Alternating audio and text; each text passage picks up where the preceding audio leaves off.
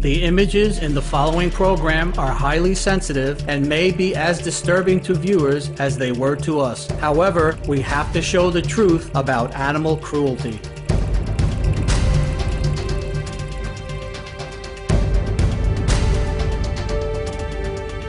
This is the Stop Animal Cruelty series on Supreme Master Television.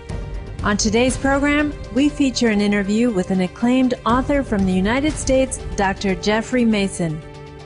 After many years of teaching and working in the field of psychoanalysis, Dr. Masson began studying the emotional lives of animals in the 1990s. Over the years, he has written 9 books, including the international bestsellers When Elephants Weep and Dogs Never Lie About Love.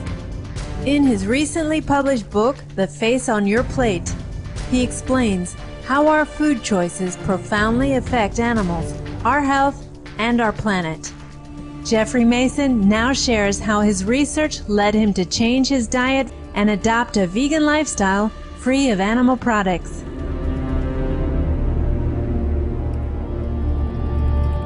I think there are very good reasons to stop eating any animal product. I would go a bit further than vegetarianism, because I remember many years ago I met Cesar Chavez, wonderful man, and said to him that we had something in common. We were both vegetarians. And he said, "But do you eat eggs and milk?" And I said, "Sure." He said, "Well, you're causing more suffering by doing that than if you were to just eat meat." But it stayed in the back of my mind, and now I realize it's because he was visiting many of these farms where chickens are kept and ducks are kept. And of course, dairy cattle are kept. And he saw the conditions, not only of the workers, but of the animals themselves. And he was a man of great empathy and compassion. And he realized this is wrong. So I had to actually see it with my own eyes. I had to visit. It wasn't enough for somebody to tell me or to read about it. I had to actually see, what kind of life do dairy cows live? And the minute I saw that, I realized this cannot be right. There's something terribly wrong with inflicting this kind of a life on another sentient living being. Bovines are intelligent and sensitive, with complex inner lives. Confining a cow 24 hours a day, 7 days a week, in an extremely small, dark stall, forcibly keeping her pregnant for much of her life until she is slaughtered, and dragging away her baby calf when he or she is born, imposes unconscionable cruelty to this noble animal. Most of us simply don't want to know about the horrific conditions under which these animals live. People don't realize that when a calf is born in a dairy farm, she is immediately separated from her mother. She doesn't get to drink the milk that's meant for her. And you can hear them calling each other sometimes for weeks or even months. The male calves, what happens to them on a dairy farm? They're of no use. 1 or 2 are kept to impregnate the cows. The others are slaughtered. They're used for veal. So they live under these horrendous conditions for a few weeks or a few months at most, and then they're slaughtered. So if we know this, if we bother to inform ourselves, most of us would not consent to eat meat. If we had all the information we needed, most of us would never want to touch an animal who's been killed for us ever again. In hatcheries, thousands upon thousands of hens are kept in massive, windowless sheds, row on row, crammed into utterly filthy cages. The helpless birds on the bottom are covered with feces from the defecating hens stacked above them, and the air is so foul with ammonia that breathing is difficult. Male chicks that hatch have no value to the egg or meat industry, as they cannot produce eggs and do not grow fast enough to be murdered for meat. So what happens to them? On chicken farms where they're laying eggs, when they have chickens that are born half are female, half are male, what do they do with the male?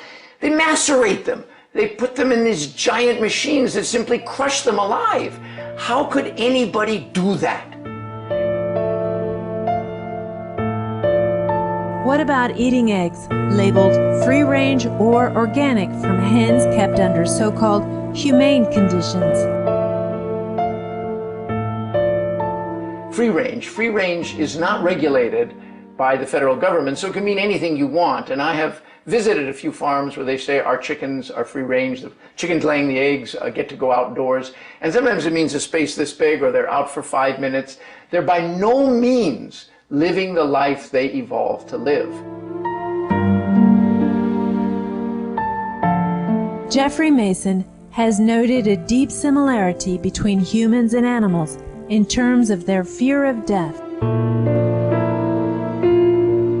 I have recently come to believe that animals actually undergo a kind of trauma as their death approaches. The same trauma that humans would. The film's called Private Ryan. There's a terrible scene where the American soldier is slowly killed with a knife. And in the moment, in extremis, when he's about to die, he calls for his mother. I asked a few people I know who've been in the Army, and they said, well, that's very common. When somebody's about to die, they call for their mother. What they're doing is calling for help. Now, I learned that when pigs are slaughtered, the screaming, it sounds like a child being murdered. They scream.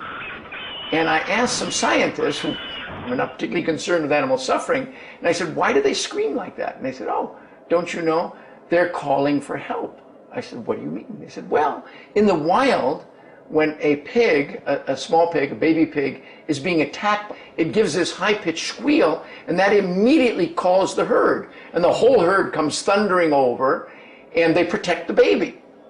And I know for that, even elephants will not approach an enraged boar or sow when they're protecting their young. So it's a very effective way of calling for help. So it's really sad to recognize that when these animals are being killed today by us, they're basically calling for their mother. They're saying, please help me, don't kill me. And when you realize that, I don't see how anybody of compassion could go ahead and just take their life.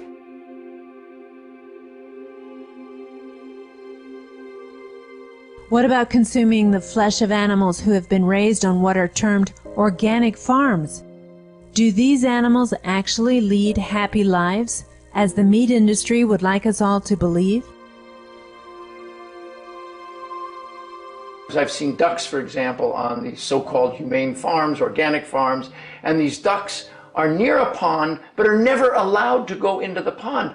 Well, a duck is meant to swim. It's meant to live in a pond. It's meant to fly. It's meant to go wherever it wants. It bonds with another duck. That's the life a duck was meant to live. So a duck cannot be happy living in a cage and killed at a few weeks old. To talk about they've led a happy life is sheer hypocrisy. It's a misuse of language. We should not use these words of animals that are there to be killed. They are death camps. They're not summer camps. They're not going home to their mother and father at the end. They're going to be killed. What kind of a camp would we send our children to that promised to slaughter them at the end of the term? The word humane should be reserved for when we feel compassion. And when we feel compassion, we don't kill. And all of these animals that have been, quote, humanely raised are raised to be slaughtered. That, in my opinion, is not humane.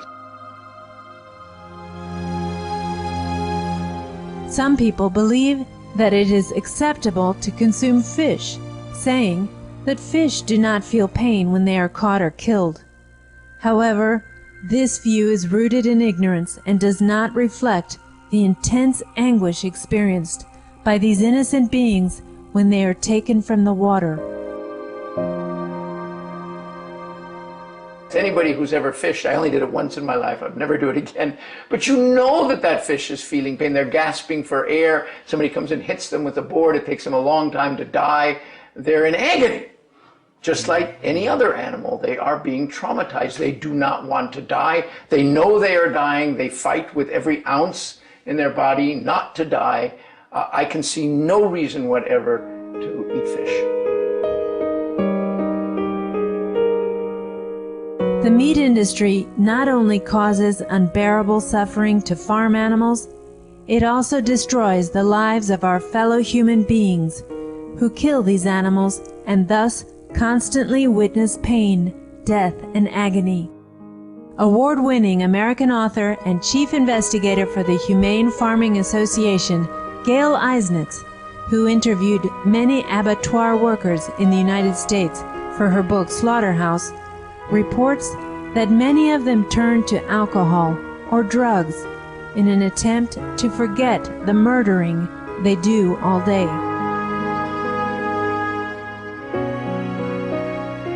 Do you know what the turnover rate on these places is in a year? 100%. Nobody wants to do this. They do it because they have to make a living for a short time, and they pay them minimum wages and horrendous conditions. These men, doing it to provide food for their family, within a year they quit. They can't stand it. We as a species were not made to kill life to this extent. We're simply not evolved to do that. We are not meant to be beings who kill other beings.